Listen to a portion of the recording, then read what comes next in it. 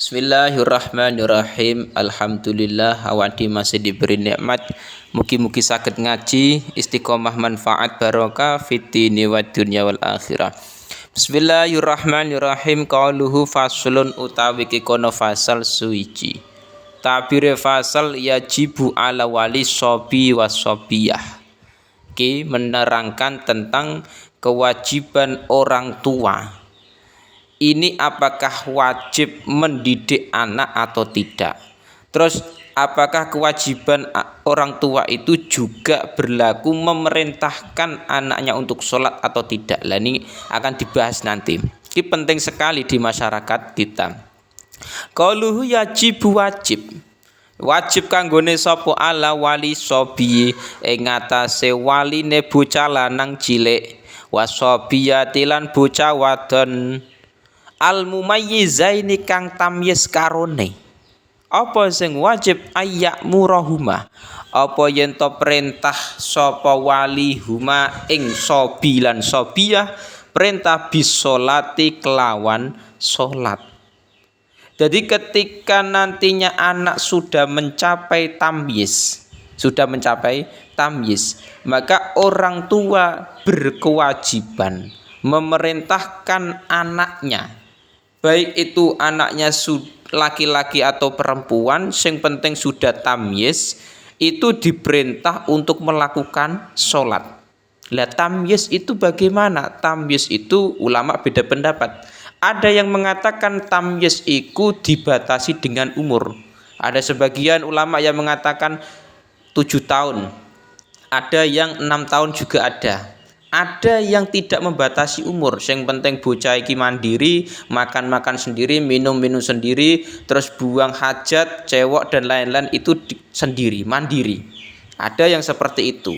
Jadi nek biasanya di masyarakat kita bocah anak yang umur 7 tahun itu sudah tamyiz. Umumnya seperti itu. Jadi misalkan ada anak SD atau SMP atau SMA itu kok enggak sholat, kita sebagai orang tua wajib memerintahkan anak untuk melakukan sholat. Karena itu tanggung jawab orang tua. Wa yu'allimuhuma lan ngajari sapa ngulang sapa wali huma ing sobilan sobiyah ahkamaha ing pira-pira hukume salat. Kapan mau ba'da sab'i sinina ing dalam sause 7 pira-pira taun. Dan orang tua wajib mengajari, memberikan pelajaran, ngulang ngaji kepada anaknya sesudah umur 7 tahun tentang hukum-hukumnya sholat. Jadi hukum-hukum sholat nanti orang tua yang ngajari kepada anaknya ketika anak sudah umur 7 tahun. Karena umur 7 tahun itu umumnya sudah tamyiz, umume. Dan makanya orang tua itu harus pinter, harus ngerti masalah agama tentang sholat juga. Supaya apa? Nantinya kita bisa memberikan pengajaran, memberikan ilmu agama kepada anak-anak. Dan memang orang tua nggak bisa piye. Memang dulunya Amit Sewu, dulu ku nggak terlalu begitu seneng ngaji. Bareng punya anak dia sadar, oh ternyata ilmu agama itu sangat penting.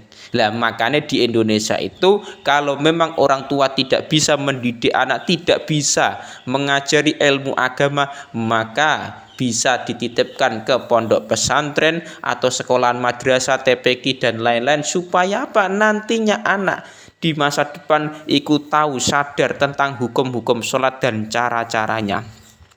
Qaluhu wayadribuhuma lan mukul sapa wali huma ing sobilan sobiyah mukul mau ala tarkiha ing atase ninggal salat. Kapan ba'da isyri sinina ing dalam sause 10 pira-pira taun.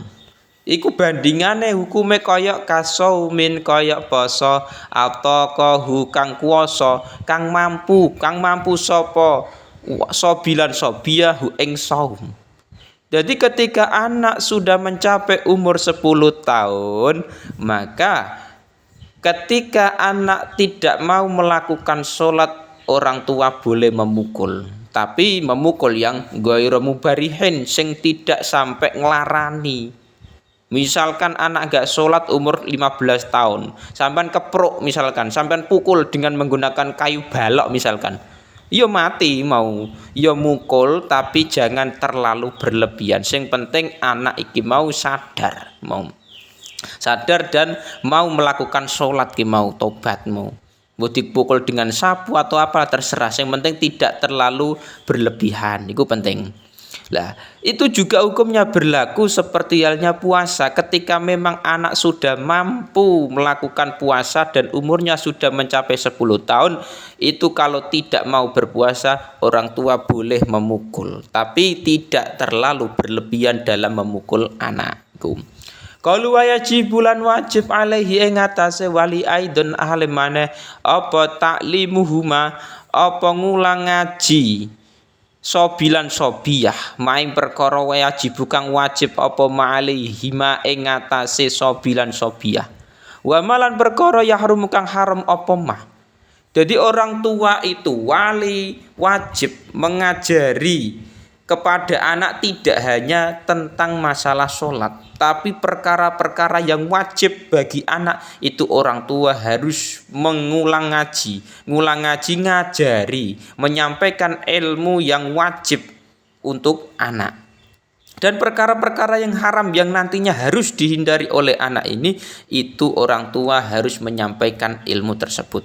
Nah, contohnya apa? Misalkan perkara wajib kayak puasa itu orang tua wajib mengajari anaknya tentang masalah syarat rukun puasa. Karena tidak hanya sholat tok yang berkewajiban nantinya. Terus juga perkara yang dilarang, misalkan zina. Anak jangan sampai melakukan perkara yang diharam, contohnya zina. Makanya orang tua harus menyampaikan ngajari ngaji kepada anakmu.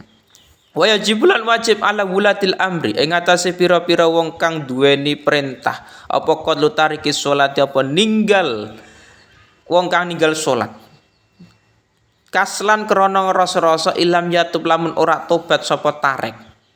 Dan bagi orang yang punya kekuasaan atau aiminal imam au naibihi, dalam syarah itu pemimpin, wulatul amriku pemimpin. Misalkan nek zaman dulu ku pemimpin. Nah, itu misalkan ada orang yang tidak mau melakukan sholat karena rasa-rasa males, disuruh tobat nggak mau, terus dikandani bolak-balik, dielengkan bolak-balik, tapi tetap dia nggak mau tobat, maka boleh bagi imam atau pemerintah membunuh dia. Bahkan kok dalam kitab lain dengan bidur biunukihi, caranya membunuh dengan dipotong gulune lehernya iki mau. Dan makanya zaman dulu hukum ini masih berlaku. Zaman dulu orang yang meninggalkan sholat fardu dan disuruh tobat tidak mau, nah itu boleh dibunuh. Tapi zaman sekarang kita di Indonesia hukum seperti ini tidak ada. Misalkan di Indonesia kalau diberlakukan, wah habis semua masyarakat Indonesia yang meninggalkan sholat mau. Untungnya Indonesia kok tidak ada hukum seperti ini. Jadi masih banyak umat Rasulullah yang hidup di Indonesia. Tapi tugas kita adalah menyadarkan, ngelengno mereka-mereka yang meninggalkan sholat fardu. Piye carane awak dhewe ngajak ngaji ben supaya ne padha sadar. Qalu wa hukmuhu tabi hukume tariku muslimun muslim. Jadi tetap hukumnya orang yang meninggalkan sholat dengan rasa-rasa males, aku gak sholat males, iku disuruh tobat gak mau, maka pemerintah atau imam boleh membunuh. Nah, tapi hukumnya tetap orang Islam, yo dimandikan, disolati, yo dikubur bersama orang-orang Islam. Tapi nek meninggalkan sholat dengan catatan dia tidak meyakini wajibnya sholat fardu.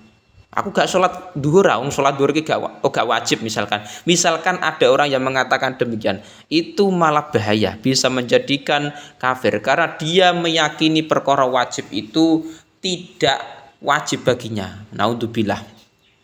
Qalu wa yajibulan wajib ala kulli muslimin ing atase saben-saben wong Islam apa amru ahlihi apa perintah keluargane muslim biha kelawan salat wa qahruhum lan maksa ahli wa ta'limuhum lan ngajari ahli arkanaha ing pira-pira rukune salat wa syurutoha lan pira-pira syarate salat wa mubtilataha lan pira-pira wa mubtalatiha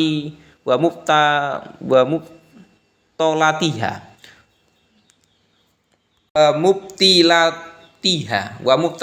mubtilatiha lan pira-pira batale salat wa kullu man lan saben-saben wong qadara kang kuwasa sapa man alihi ing atase amr bayane min ghairihim sanging saliyane ahli. Dadi ngeten, wajib bagi orang Islam memerintahkan keluargane. Jadi yang kewajibanku tidak hanya kita memerintahkan kepada anak, tapi kita memerintahkan kepada keluarga, bojone atau orang tuane atau adike atau kakak, pokoknya keluarga kita wajib kita ajak untuk melakukan sholat. Adike misalkan gak gelem sholat, dielengkan. Kalau memang bisa dielengkan, ya dielengkan, diingatkan. Wa qarhum dan memaksa mereka, ayo do sholat yo bareng-bareng yo. Bareng-bareng diajak melakukan sholat dan mengajari rukun-rukune sholat, syarat-syaratnya sholat, batal-batale sholat ini kita sampaikan kepada mereka keluarga kita agar nantinya keluarga kita itu mendapat ridho rahmat Gusti Allah barokah kita melakukan sholat.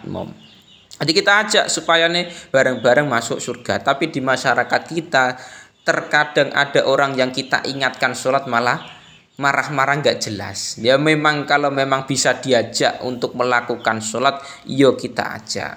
Tapi nek memang susah betul, ya wes daripada kita nanti berantem adu jotos, yang penting kita sudah ada kewajiban mengingatkan, sudah kita jalankan. Misalkan kok memang susah betul-betul nggak bisa dilakukan oleh dia, memang malas misalkan, ya wes kita biarkan saja. Yang penting kita sudah ada niatan mengajak kebaikan, mengingatkan kebaikan. Karena di masyarakat ada orang yang memang marah-marah, nggak mau kalau diingatkan sholat, ada seperti itu. Lah, dan hukum seperti itu wa kulluman qadar juga berlaku pada orang-orang yang mampu mengingatkan. Contohnya siapa? Wadzalika kasolaha il muslimina, kaya orang-orang soleh.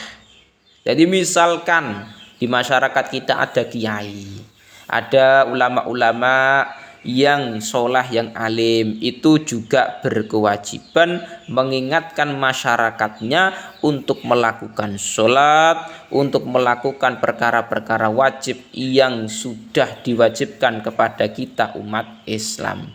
Jadi hukum ini tidak hanya berlaku anak mengingatkan orang tua, tapi juga kita mengingatkan kepada keluarga kita, juga berlaku kepada orang-orang soleh, santri ataupun kiai-kiai atau ulama yang tahu ilmu ini kita sampaikan, kita ingatkan kepada masyarakat kita. Mugi-mugi manfaat barokah.